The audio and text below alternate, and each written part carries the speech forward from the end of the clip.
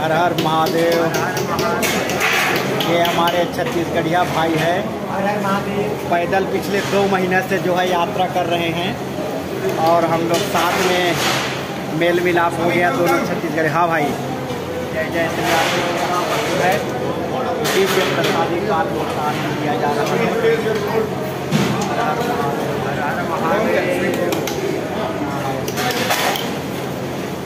ये बाल कल जलेबी मिला था। It's Pongal, it's sweet Pongal. Okay okay आदमी, स्वीट पोंगल जो कुछ भी है प्रसादी है, आप तो सब दीजिए।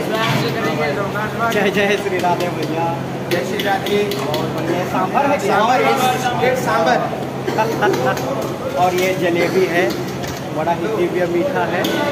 अरे और तो भाई दो यार, वेरी गुड। दिव्य बाल भोग का आनंद ले रहे हैं। हर हर महादेव, जय जय श्री राधा।